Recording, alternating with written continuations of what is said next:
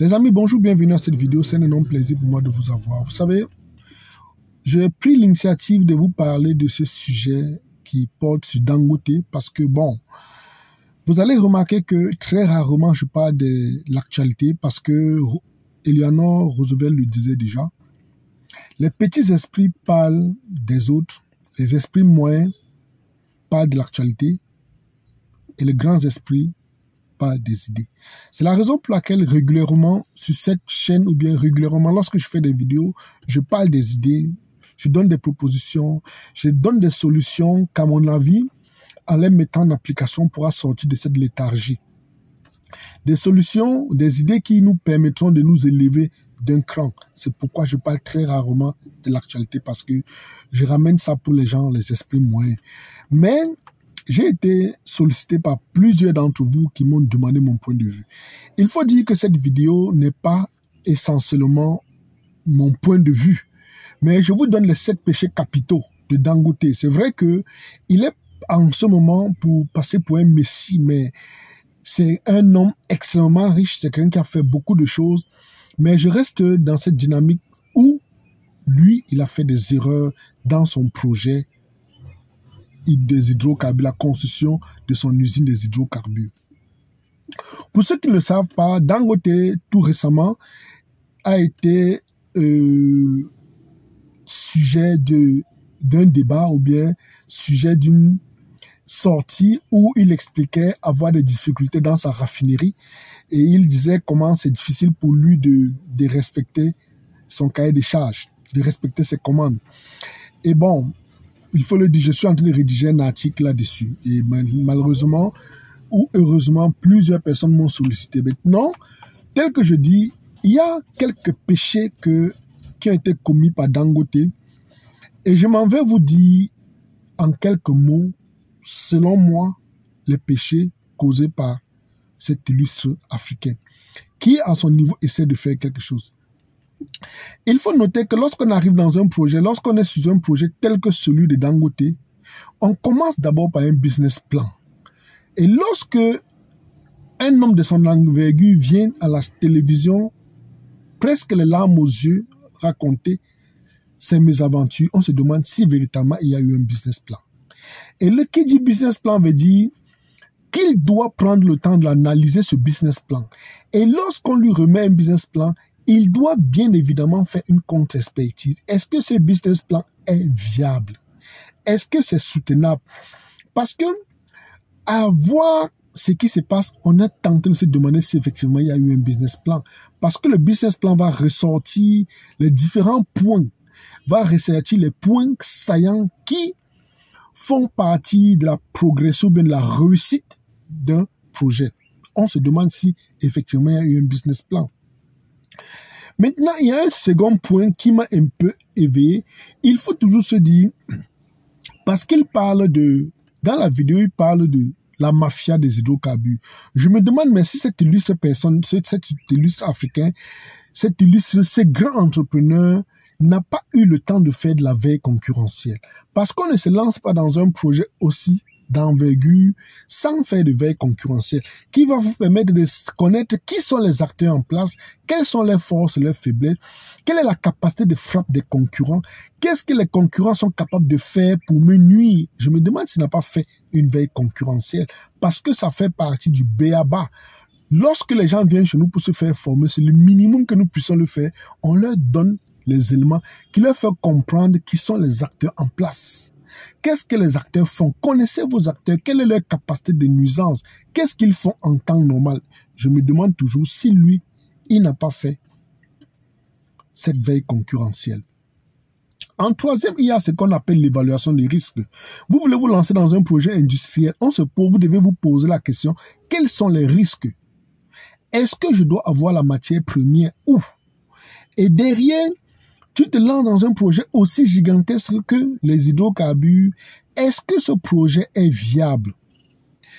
Quelles sont les fluctuations au niveau des coûts? Est-ce qu'il n'y aura pas, à un moment donné, des difficultés à m'approvisionner? Ça fait partie des risques. On se demande où est-ce qu'il a pris ou qui l'a conseillé dans ce sens pour qu'il se lance sans savoir à quoi s'attendre. En quatrième, je veux parler de la stratégie opérationnelle, les objectifs indicateurs de performance. Généralement, dans l'entrepreneuriat, c'est le minimum qu'on puisse apprendre. Quand vous vous lancez dans un projet industriel, quels sont les KPI?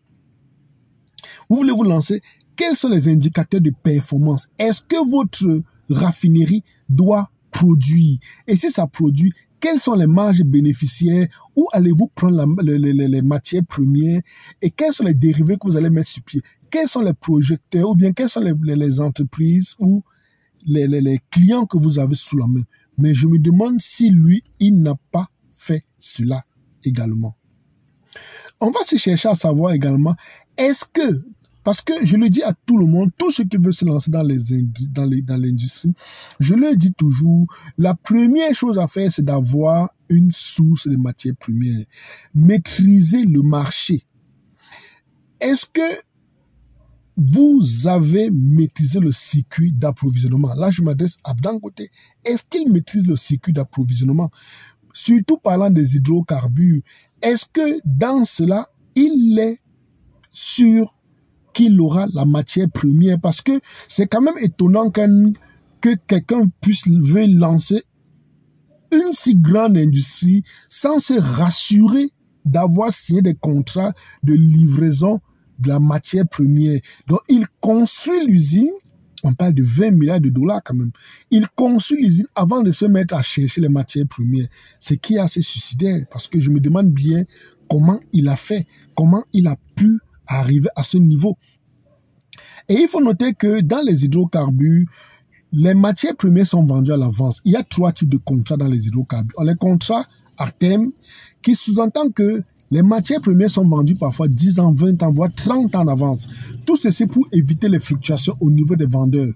Les vendeurs le font pour éviter les fluctuations parce qu'il peut arriver un moment donné où les prix plongent et ils préfèrent vendre sa marchandise à l'avance.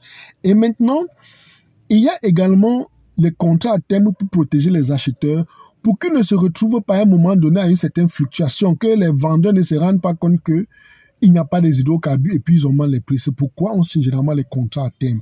Et derrière, il y a également les contrats spot qui sont des ventes spontanées. On vient acheter un coup, mais on ne peut pas lancer une raffinerie pour vendre en spot. Parce que dans toutes les raffineries sérieuses au monde, vous allez voir qu'avant même de lancer la construction de la raffinerie, ils ont déjà des acheteurs de la matière première qui sortira sur 20 ans. Donc, on ne peut pas construire une raffinerie pour vendre des produits spot. C'est quasi impossible. Et puis, en troisième point, il y a le gré à gré. Nous savons tous que la majorité des usines de Dangote au Nigeria ont été des gré à gré. Dans la plupart des pays africains, c'est des gré à gré. Ce n'est pas des appels d'offres. Donc, ça devient également un problème. Je pourrais faire une vidéo ou bien faire un article là-dessus. Maintenant, on arrive au 6e point. On arrive. Quelle est la vulnérabilité? Parce qu'il faut dire que sa sortie, pour moi, était une très mauvaise sortie parce que on ne divulgue jamais sa vulnérabilité auprès de ses concurrents. Une fois que vous sortez pour dire que vous êtes en difficulté, vous démontrez aux concurrents que soit ils vous ont touché sur le point qui fait mal. Et comme dans toute activité, vous également, si vous savez que votre concurrent a une faiblesse quelque part, vous allez appuyer dessus pour faire encore beaucoup plus mal. Et c'est pourquoi je dis que cette sortie a été vraiment pas, à mon avis, sur le plan business, pas profitable. Parce qu'il faut noter que les relations humaines sont basées sur les émotions, mais les relations interconcurrentielles entre les entreprises sont basées sur l'immoralité et le calcul, je vais dire, c'est basé sur le calcul et la froideur. Lorsqu'on va parler des relations entre les entreprises. Donc, et quand vous sortez, dites de telles choses, vous vous exposez, vous montrez vos faiblesses et dites-vous que forcément, les concurrents comprendront où vous appuyez de plus. On dira qu'à la fin, l'État nigérien a consenti de lui vendre du brut. Mais c'est parce qu'il y a eu un effet social. Maintenant qu'on lui a donné le brut, on va l'attaquer ailleurs. On l'attaquera sur un autre point. Faut pas croire que nous sommes dans un monde industriel où les gens se font des cadeaux. Non. un détail qu'il faut savoir, lorsque Dangote installe son usine ou bien installe sa raffinerie, il coupe le pont sur 90 raffineries qui produisaient le carburant et vendaient en Afrique. Vous comprenez qu'il a 90 raffineries européennes et asiatiques qui ne lui feront aucun cadeau. On trouvera toujours une faille.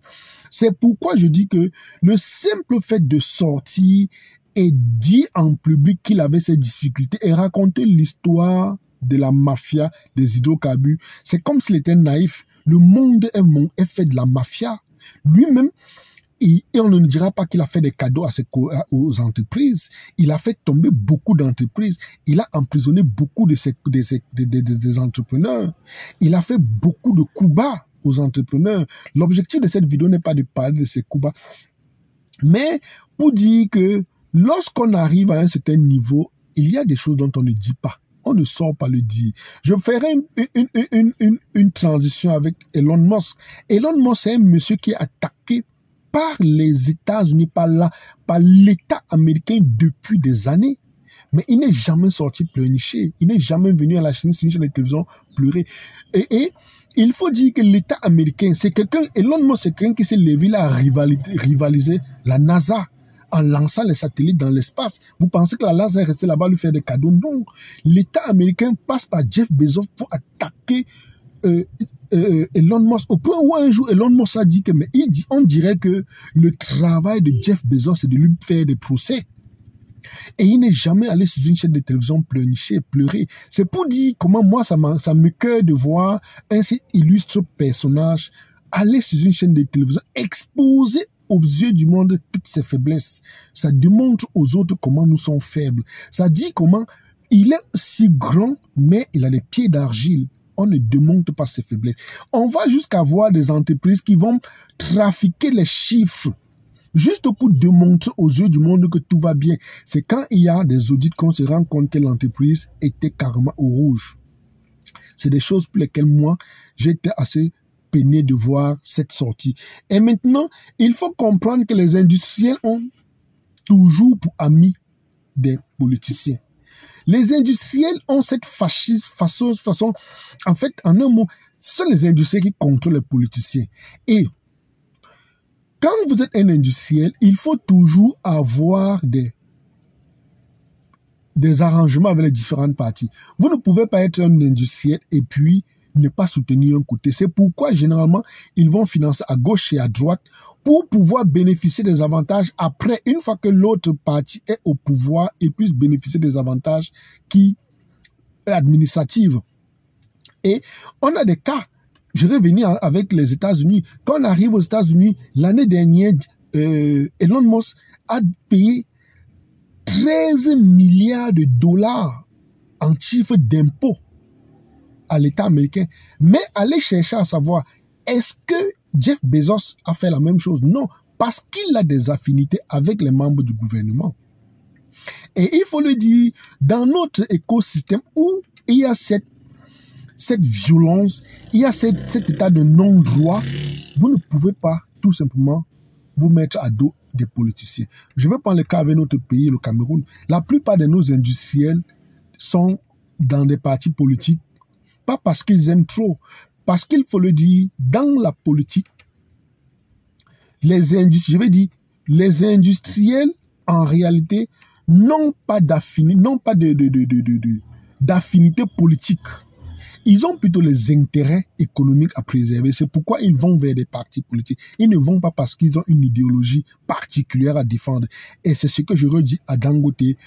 Ne te mets pas à dos le parti au pouvoir. Va négocier avec eux. Et c'est vrai qu'on a donné les hydrocarbures, mais je sais que la chose n'est pas finie. L'épisode n'est pas fini. Il y a encore plus gros qui viendra. Et comme il a déjà utilisé la partie émotionnelle des internautes ou bien de la population africaine, il ne pourra pas faire ça la seconde fois, ça ne passe plus. C'est pourquoi je dis, soyons courageux, pensons à nous lancer dans les activités en tenant compte des différents éléments, sachant que dans le monde des affaires, ça tire à balles réelles. Et dans le monde de l'industrie, tel que ce qu'il fait, sortir l'Afrique de son état n'intéresse aucun autre continent. Ils ont toujours envie de nous voir rester stagnés parce que ça fait leur affaire. Et je pense que Dangote est dans cette logique, il a compris. Mais sauf que j'appelle ça ces 7 péchés capitaux. Il n'aurait pas dû faire ces sortes. Je suis raconté, j'espère que vous avez aimé. Pardonnez la qualité de la vidéo. Je vous aime. Alafia, à bientôt.